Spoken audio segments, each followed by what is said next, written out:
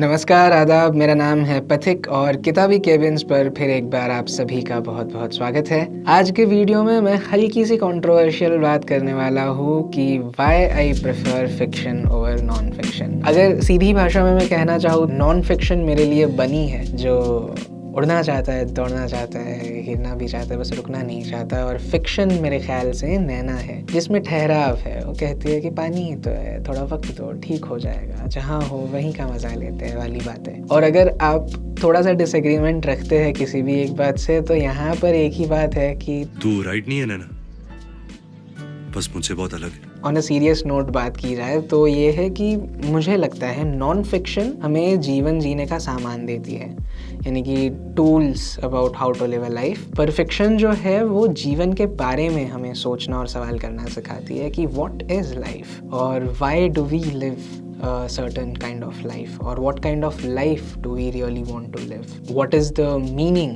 of my life। तो ये जो सारी बातें हैं जहाँ पर थोड़ा सा एक एग्जिस्टेंशियलिज्म आ जाता है, जहाँ पर थोड़ी फिलॉसफी आती है, तो वो हमें फिक्शन के तौर पे ज़्यादा समझ आती है। एक बार वो समझ आ जाए और फिर जब हमें लाइफ को एक बेटर तरीके से जीना हो, तो वहाँ फिर नॉन फिक्शन अपना एक रोल डेफिनेटली प्ले करता ही है। इसी वजह से मेरे ख्याल से एक और बात है कि survival of fiction is way longer than non fiction. हजारों सालों से जो कहानियां चलती आ रही है वो एक तरह से तो फिक्शन ही है, और नहीं भी है तो मतलब एक हद के बाद वो फिक्शन बन ही जाती है। पर वो अब तक है क्योंकि उसके अंदर इमोशंस जो है उन्हें संभाला गया है, उसके अंदर एग्जिस्टेंशियलिज्म को संभाला गया है, उसके अंदर आइडियोलॉजीज, थॉट्स, इस सब को प्रिजर्व किया गया है। और उसमें वो बात है कि वो एक जनमानस में बसती है, उसके लिए किसी को कुछ सीखना सिखाना नहीं पड़ता। ये बस लोगों को पता होता है क्योंकि उन्होंने कहीं ना कहीं से कैसी ना कैसी कहानियां सुनी है, पढ़ी है, जो हजारों सालों से चलती आ रही है। नॉन फिक्शन कहीं ना कहीं एक शॉर्ट फ्रेम में रेलेवेंट हो सकता है कि जैसे इन 100 सालों के लिए ये एक पर्टिकुलर किताब है जिसके हैक्स बहुत ही सही है, जिसकी साइकी बहुत ही सही है, पर ज्यादातर चांसेस ऐसे है कि उस एक थोड़े से एरा के बाद चेंज ही हो जाएगा, अपडेट ही हो जाएगा, और हर एरा के लिए एक नई किताब चाहिए रहेगी। तो कंटेम्प्रेरी टाइम को समझने के लिए शायद नॉन फिक्शन बेटर हो सकता है, लेकिन अगर हम थोड़ी सी शाश्वत चीज़ों की बात करें, अगर हम ह्यूमन लाइफ को ही समझने की बात करें, एक संसार को समझने की बात करें, तो फिक्शन की अपने आप में वो लॉन्जिविटी इतनी ज़्यादा है कि समय सीमा से परे जाता है, और इसीलिए जो भी चीज़ें एक पर्टिकुलर टाइम फ्रेम से ज़्यादा आगे चल जाए तो वो कहीं ना कहीं सच के ज़्यादा करीब होती है, ऐसा हम मान सकते हैं। अब जब सच की बात हुई है तो मैं एक ऐसी बात करना चाहता हूँ कि जो नॉन फिक्शन के साथ बहुत ज़्यादा रिलेट करी जाती है। ऐसा कहा जाता है कि नॉन फिक्शन में रियलिटी ज़्यादा है और फिक्शन में कम, पर मैं यहाँ पर खास करके ये दो शब्द रखना चाहता हूँ कि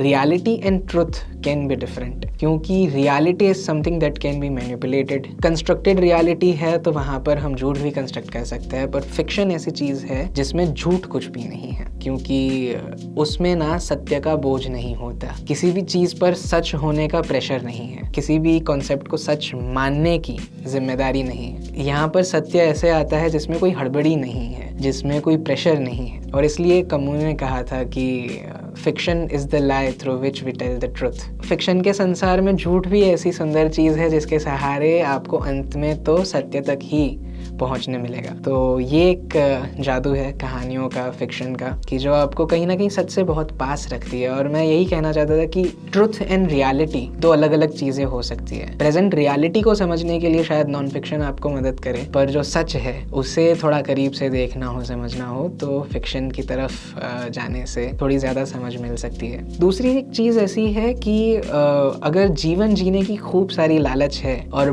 भतेरे जीवन जीने हैं, बहुत सारे तरह के अलग अलग तरह के जीवन जीने हैं, तो फिक्शन में वो आपको अपॉर्चुनिटी मिलेगी। अभी मैं यहाँ थोड़ा ऐसे कम्युनिस्ट जैसा साउंड करूँगा या सोशलिस्ट साउंड करूँगा, पर ये बात है कि आपको एक प्रिविलेज और सक्सेसफुल इंसान बनाने की ही कोशिश करता है। मतलब कहीं ना कहीं जहाँ हो वहाँ से ग्रोथ के बारे में बात करो। पर हम वो सारी कहानियाँ कब जानेंगे या कब जिएंगे कि जैसे एक शराबी की कहानी क्या है, एक भिखारी की कहानी क्या है। हिंदी में एक कविता है कि हारे हुए लोग कहाँ जाएंगे, कौन बसाएगा उनके लिए संसार। तो फिक्शन ना हमें हर उस किरदार से मिलवाता है जो कहीं ना कहीं जीवन में हारा हुआ है। ये वही बात है ना कि सक्सेस उसका अगर हम परसेंटेज वाइज रेशियो निकालने जाए स्टैटिस्टिक्स के हिसाब से तो दुनिया में बहुत कम है। ये दुनिया ज़्यादातर हारे हुए लोगों की ही है और हम उसी संसार में बसते हैं, तो हम उन्हें समझने की कोशिश क्यों नहीं करते? हो सकता है हम भी शायद उसी का हिस्सा हो, पर उसे बेहतर तरीके से समझने और स्वीकार करने के लिए हमें खूब सारी ऐसी कहानियों को, किरदारों को समझना पड़ेगा जिन्हें शायद हम ना हमारी उस दौड़ में या ग्रोथ माइंडसेट में शायद कंसिडर करना भूल जाते हैं। इसलिए एक और बात यह आती है कि फिक्शन में कैरेक्टर्स होते हैं, इन्फ्लुएंसर्स नहीं।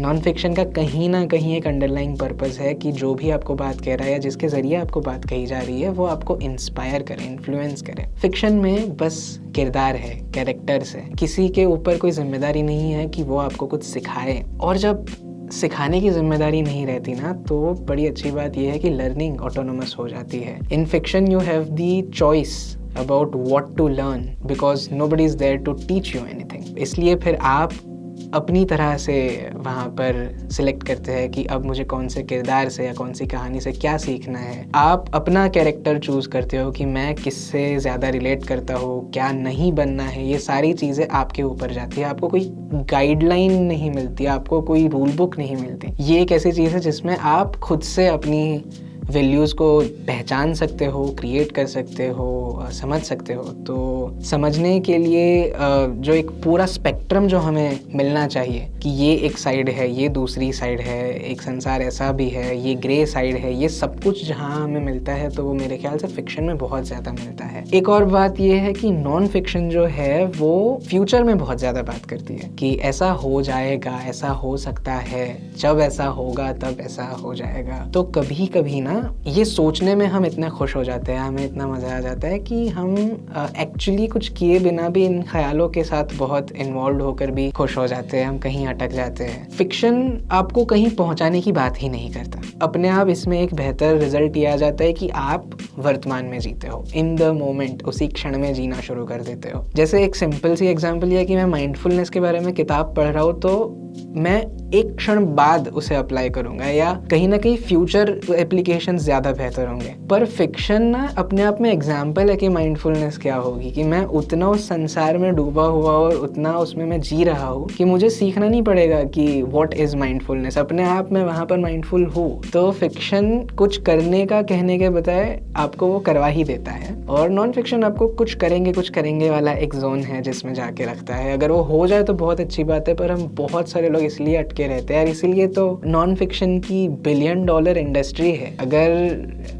उससे चीज़ें सच में ही बदल जाती और चीज़ें सच में ही आगे बढ़ जाती तो शायद वो एक किताब आती और उसके बाद नई किताबों का स्कोप ही नहीं रहता कि ये एक अच्छी गाइडलाइन है और ये एक अच्छी बुक है जिसके बाद अब इस विषय पर लिखने की ज़्यादा खास कोई ज़रूरत है नहीं, क्योंकि इससे तो प्रॉब्लम सॉल्व हो ही रहे हैं। पर ऐसा होता नहीं है बहुत बारी के लिए। इसलिए फिक्शन वो है जो प्रॉब्लम सॉल्विंग की जिम्मेदारी लेकर नहीं आता, जो बस जीवन को एक सरल तरीके से देखने का नज़रिया हमें दिखाता है। बस कोशिश है कि हम हमारा और आसपास का जीवन समझें। और इसीलिए आखिर में मैं यही कहना चाहूँगा कि विनोद कुमार शुक्ल की एक बहुत ही प्यारी सी पंक्ति है कि यथार्थ जो है वो झूठ है, कल्पना सच है। तो आप मुझे बताइए आपको क्या ज़्यादा पसंद है, फिक्शन या नॉन फिक्शन? और अगर आपको मैंने जो सारे पॉइंटर्स बताए उसमें कुछ ऐड करना हो कि why do you think fiction is better than non fiction, तो और कौन सी चीज़ें हैं जो हम कवर कर सकते हैं, वो मुझे कमेंट सेक्शन में ज़रूर बताइएगा। और आपसे फिर मुलाकात होगी, तब तक खुश रहे, आबाद रहे, अपना ख्याल रखें। शुक्रिया।